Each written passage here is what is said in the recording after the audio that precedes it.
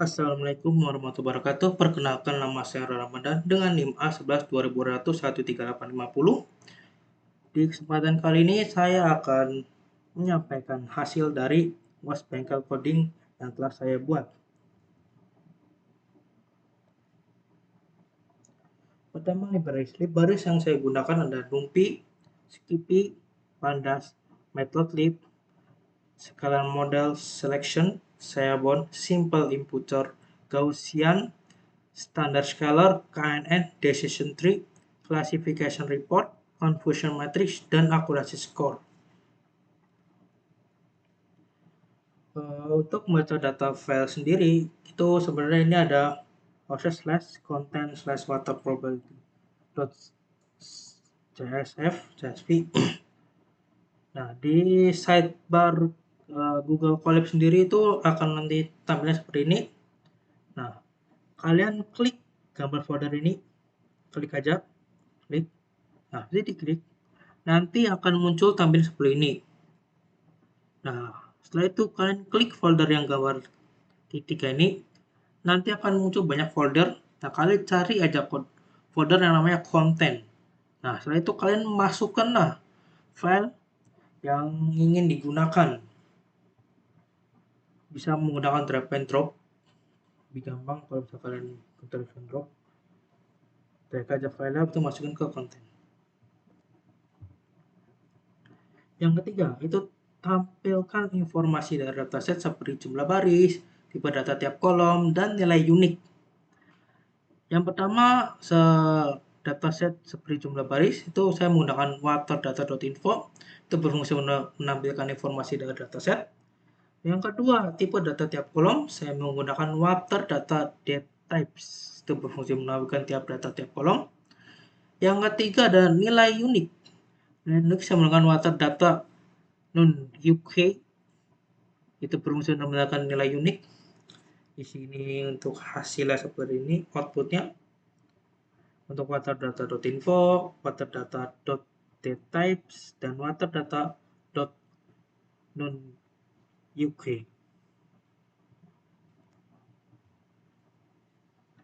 Di sini yang keempat adalah check missing value. Check missing value saya menggunakan waterdata.isnull.sum.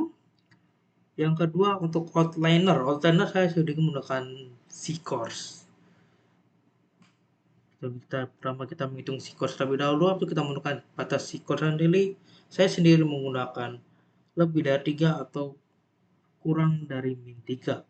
Di sini baru kita menggunakan outliernya, habis itu baru kita gunakan imputasi rata-rata untuk mengganti nilai dari kondisi tersebut. Untuk kita, nah di sini kita masukkan ya nilai menambahkan kolomnya include float dan IMT columns. Untuk kita masukkan nilai rata-ratanya. Lalu itu kita periksa apakah masih ada nilai missing value setelah imputasi atau enggak nih. Udah dicek, ternyata nggak ada nih. Nah, tapi kita kan belum yakin. Saya belum yakin, makanya itu saya menggunakan lagi supaya mau ngecek 2 kali apakah memang benar. Nggak ada. Dan ternyata benar nggak ada. Nah, baru kita lanjut ke selanjutnya. Itu adalah visualisasi distribusi data kualitas air sebelum dan setelah melakukan resampling melalui bar plot. Yang pertama kita memisahkan fitur X dan Y. Setelah itu kita menggunakan smooth untuk oversampling kelas minoritas. Lalu kita munculkan ulang data frame-nya setelah resampling. Habis itu kita baru visualisasikan distribusi potability setelah resampling. Terus setelah itu baru kita membandingkan resampling sebelum dan sesudahnya. Kan udah dapat nih kita kan setelahnya nih. Baru kita bandingkan apakah ada perbedaan sebelum dan sudah resampling atau tidak ada. Oke. Di sampingnya ini adalah hasilnya. Oke. Di sini output untuk missing value sendiri seperti ini. Terus untuk output dari Zcourse seperti ini. Untuk jumlah missing volley setelah imputasi rata-rata tuh, nggak ada missing volley sama sekali. Dan ini perbandingan sebelum dan setelah reshuffling, sebelum kita seperti ini dan setelah seperti ini. Ternyata ada perubahan ya kan sebelum dan setelah reshuffling sendiri. Oke, next. Sebelum melakukan model, dilakukan pemberian data agar model yang dihasilkan lebih akurat dengan menambahkan visualisasi korelasi heat map. Nah, untuk korelasi heat map sendiri kita mengenal korelasi antar kolom numerik ya kan. Lalu kita membuat heat map untuk visualisasi korelasi antar atribut. Nah, hasilnya seperti ini. Dan bisa lihat korelasi antar atributnya. Ada pH, ada harga, ada sound. Ada itu selanjutnya kita dan distribusi atribut menggunakan histogram plot. Nah, untuk histogram ini saya membaginya menjadi dua bagian. Yang pertama set pertama ada set pertama dan set kedua. Untuk set pertama set dulu bedanya apa nanti akan ada di sampingnya. Nah, ini dia. Untuk set pertama itu akan menampilkan hanya pH, hardness, solids, ceramines, dan sulfat. Dan untuk set histogram plot yang kedua sendiri itu akan menampilkan conductivity, organic carbon, trihalomethanes, turbidity, sama potability.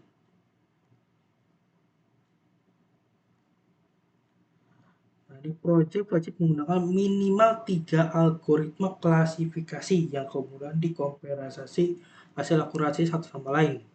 Di sini saya menggunakan pertama naive Bayes, kedua decision tree, dan ketiga ada KNN. Untuk naive Bayes sendiri itu seperti biasa temuan GNB Gaussian untuk kita train hasilnya katanya untuk kita prediksi tes atau akurasi skornya berapa dan confusion matriksnya gimana. Untuk desa tadi saya menggunakan random state 42 atau external trend sama sepertinya. Dan untuk n saya menggunakan n-nya tuh sama dengan 5 di sini. Sama. Dan ini adalah buat menampilkan confusion matriksnya dari ketiga klasifikasi yang sudah dibuat. Ada GNB, ada decision tree, dan ada KNN.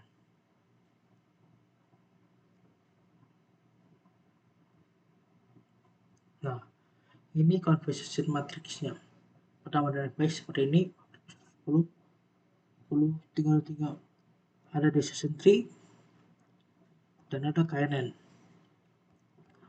Dan untuk komparasi akurasi setiap aplikasi ada sini.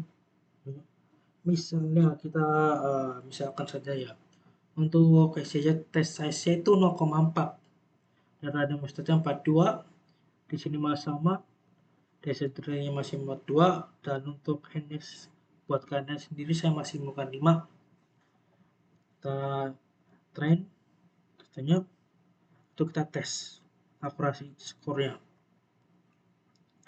Muncul akurasi skor yang sebelum normalisasi atau tanpa normalisasi itu. Nah, itu kita menggunakan yang namanya standard scalar untuk menormalisasinya. Jadi kita terapkan normalisasi pada data hati ujinya, yaitu baru kita latih dan evaluasi model dengan normalisasi, itu baru kita prediksi lagi deh baru. Setelah kita normalisasikan, kita prediksi setelah normalisasinya apakah ada perbedaan atau enggaknya. Nah, habis dijahit semua ini, nah kita lanjut sini. Setelah dilakukan analisis masa untuk akurasi Gaussian sendiri sebelum normalisasi itu 0,6369 dan setelah normalisasi adalah 0,6362. Untuk decision tree sendiri kapan sebelum normalisasi ada 0,5805, setelah normalisasi adalah 0,5805. Untuk KNN sendiri sebelum normalisasi adalah 0,5492 dan setelah normalisasi adalah 0,6354. Di sini bisa terlihat ya, untuk Gaussian sendiri mengalami penurunan, tapi walaupun mengalami penurunan nggak terlalu signifikansi penurunannya. Untuk descendringnya itu sama akurasinya, dan untuk kalian sendiri malah mengalami peningkatan yang cukup signifikansi, yang awal dari 0,5492 menjadi 0,3542.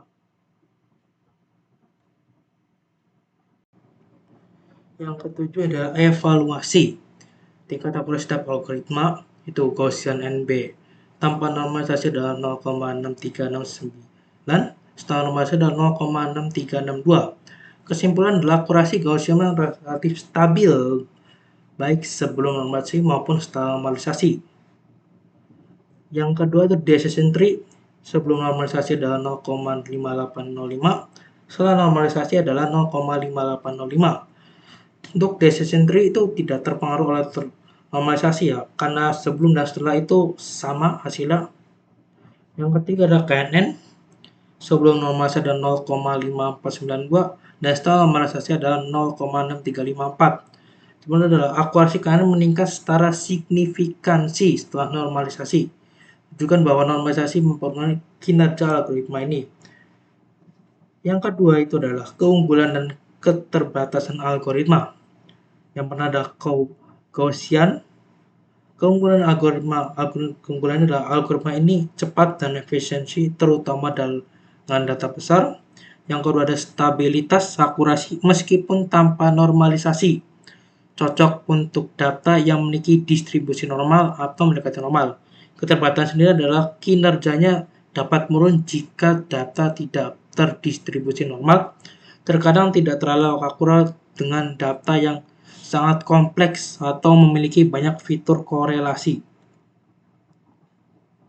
Untuk decision tree, keunggulannya mudah dipahami dan diinterpretasikan karena menghasilkan model dalam bentuk pohon keputusan yang jelas, tidak memerlukan normalisasi data, dapat menangani kategori dan numerik. Keterbatasan adalah cenderung overfitting pada data yang sangat bervariasi atau noise, rentan terhadap fluktuasi kecil dalam data pelatihan. Untuk KNN, keunggulan adalah sederhana dan mudah diimplementasikan, tidak ada fase pelatihan sehingga dapat langsung digunakan dengan data baru, berkinerja baik pada dataset, tidak memiliki banyak fitur. Keterbatasan adalah sensitif terhadap skala fitur yang membuat normalisasi sangat penting, memerlukan lebih banyak waktu untuk prediksi pada dataset besar karena berbasis pada pencarian tetangga terdekat. Kinerja dapat menurun dengan jumlah data yang sangat besar atau fitur yang terlalu banyak. Untuk yang ketiga, rekomendasi algoritma yang paling efektif bagi saya adalah Gaussian. Memang benar KNN itu meningkat dengan pasal sebelum dan sudahnya, tapi di sini Gaussian itu sebelum dan setelahnya itu masih terbilang besar, walaupun Gaussian sendiri mengalami penurunan yang nggak terlalu signifikansi. Karena itu saya bisa bilang adalah yang paling efektif di sini adalah Gaussian, paling optimal. Karena ya kecepatan dan efisiensinya, argumen cepat dalam proses pelatihan dan prediksi, dan sangat menguntungkan jika volume data besar. Sekian dari saya, kurang lebihnya mohon maaf. Apabila ada kata yang kurang berkenan, tolong maafkan saya. Billahi taufik wal hidayah. Wassalamualaikum warahmatullahi wabarakatuh.